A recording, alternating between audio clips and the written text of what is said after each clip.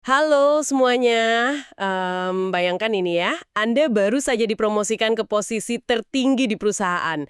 Atau Anda sukses memenangkan tender bernilai miliaran rupiah. Wah, pasti rasanya luar biasa sekali ya. Bener banget. Anda pasti merayakannya kan? Merasa sangat pantas mendapatkan itu semua. Tapi tahukah Anda, justru di detik Anda menenggak sampainya kemenangan itu, Anda paling rentan mengalami kebutaan spiritual total. Kebutaan spiritual, itu istilah yang kuat. Sangat kuat. Nah, itu dia misi penelusuran mendalam kita hari ini. Kita mau membongkar sebuah materi revive yang luar biasa mencerahkan dari NDC Ministry, tanggal 23 April 2026. Topiknya sangat pas nih. Betul. Topiknya adalah hati-hati ketika Anda sedang di puncak. Ini wajib banget didengar bagi Anda yang sedang berada di jalur cepat menuju kesuksesan. Sebuah peringatan yang sangat tepat waktu. Karena secara psikologis, apa yang terjadi di puncak kesuksesan itu halus banget prosesnya.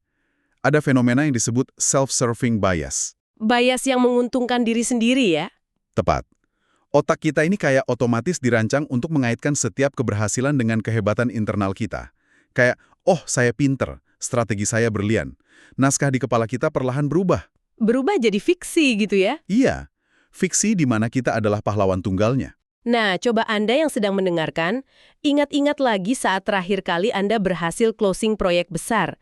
Apa kalimat pertama yang bergema di kepala Anda? Pasti sesuatu yang kayak, akhirnya usahaku terbayar, ya kan? Pasti begitu. Ini tuh kayak analogi seorang pendaki gunung. Bayangkan seorang pendaki yang mati-matian berjuang mencapai puncak. Terus pas sampai di atas dia selebrasi, tapi tiba-tiba dia lupa sama pemandu arahnya. Masuk akal. Bahkan dia lupa pada orang yang memegangi tali pengamannya dari bawah.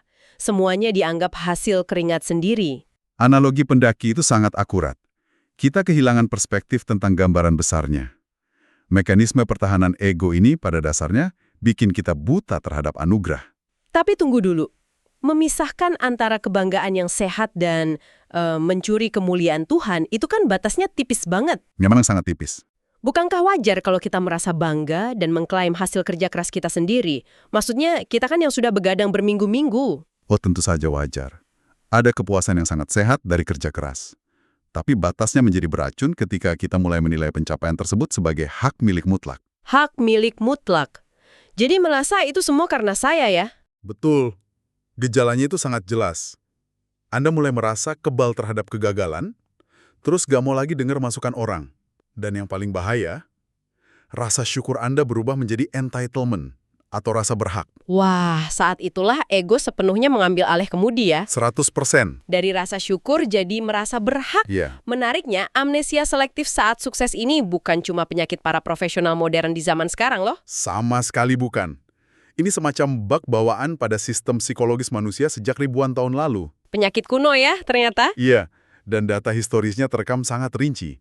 Materi revive ini merujuk pada kisah bangsa Israel di Kitab Ulangan pasal 8. Bayangkan situasinya. Dari pengembara di padang gurun yang serba kekurangan. Yang mentalnya survival banget kan? Betul. Terus, tiba-tiba mereka bersiap masuk ke tanah perjanjian. Mereka dihadapkan pada kelimpahan absolut. Negeri yang penuh gandum, anggur, madu, dan air. Transisi status ekonomi yang super radikal tuh. Sangat radikal. Dan tepat di titik transisi menuju kekayaan itulah, Tuhan memberikan peringatan yang sangat keras supaya mereka tidak tinggi hati. Boleh saya bacakan ayat hafalannya ya? Boleh, silahkan. Ini dari Ulangan 8 ayat 11. Hati-hatilah supaya jangan engkau melupakan Tuhan Allahmu dengan tidak berpegang pada perintah, peraturan, dan ketetapannya yang kusampaikan kepadamu pada hari ini. Wow. Hati-hatilah supaya jangan engkau melupakan Tuhan. Peringatan yang menembus langsung ke mekanisme ego kita. Sangat tegas loh itu. Kalau kita analisis lebih dalam ya, peringatan ini ada karena bahkan kemampuan dasar untuk sukses pun adalah sebuah pemberian. Maksudnya hal-hal kayak bakat gitu. Iya, talenta Anda, kesehatan fisik yang prima, peluang yang tiba-tiba terbuka, hingga momentum waktu.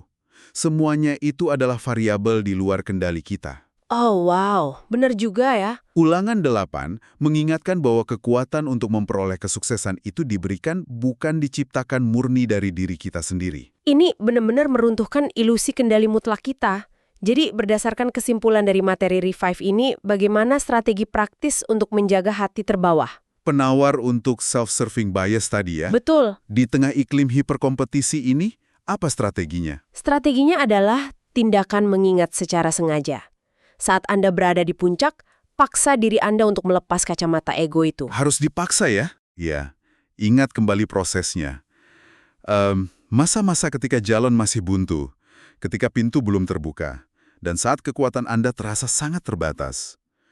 Mengingat kembali titik nol dan kelemahan masa lalu, itulah yang akan mengunci hati agar tetap membumi. Saya sangat menyukai esensi akhirnya. Kelimpahan dan kesuksesan adalah berkat yang harus dirayakan, tetapi hati yang rendah adalah perlindungan sejati. Tepat sekali. Perlindungan dari keangkuhan yang bisa menghancurkan segala hal yang telah bersusah payah Anda bangun dalam sekejap. Wah, luar biasa.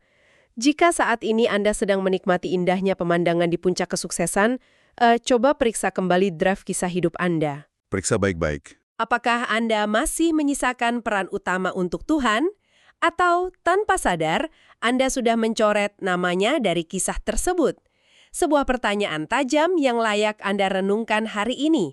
Terima kasih yang tulus kepada Anda yang telah menyimak. Bagi yang ingin bergabung dengan Core, silakan download aplikasi NDC yang ada di Google Play Store. Tuhan Yesus memberkati.